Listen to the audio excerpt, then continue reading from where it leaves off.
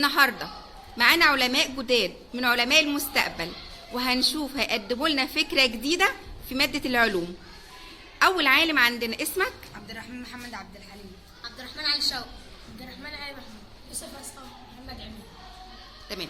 عايز اعرف يا عبد الرحمن، ايه الاختراع اللي انتوا اشتركتوا وفكرتوا فيه؟ هو عباره عن ايه؟ بركان. بركان. عملته ازاي؟ احنا بحثنا عن النت انا وزمايلي لحد ما شفنا الفكره دي وعجبتنا، قلنا نجربها. هي كانت موجوده ان احنا نعملها من جبس او اسمنت، بس احنا عملناها من عجين. تمام. وعشان يعمل فوران هنحط خل وكربونات صوديوم ودم غازات. تمام. ورينا بقى هتعملوها ازاي هيحدث الفوران او تفاعل كيميائي، هتعملوا تفاعل كيميائي عشان يحدث فوران ويظهر البركان. الخطوات: هنحط اول حاجه دم الغزال. تمام. بعدين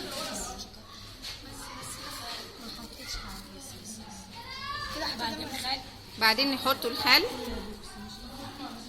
كلها مواد بسيطة جدا من الموجودة في البيئة. دلوقتي هنحط كربونات الصوديوم. تمام. وسعوا بقى عشان بقية زمايلكم يشوفوا الفوران. هيحدث تفاعل، حصل الايه؟ انفجار البركان. حصل انفجار بركاني.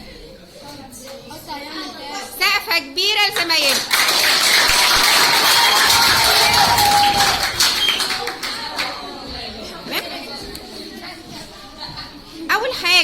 أول حاجة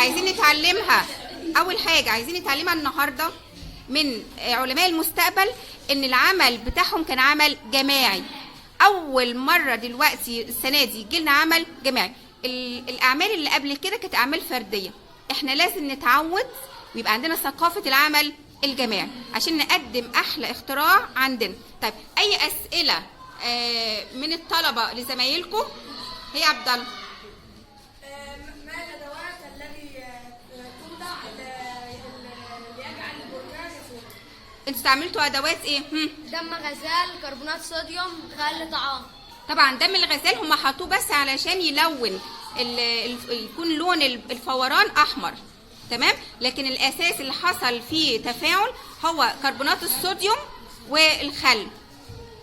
هي محمد. ما سبب فوران؟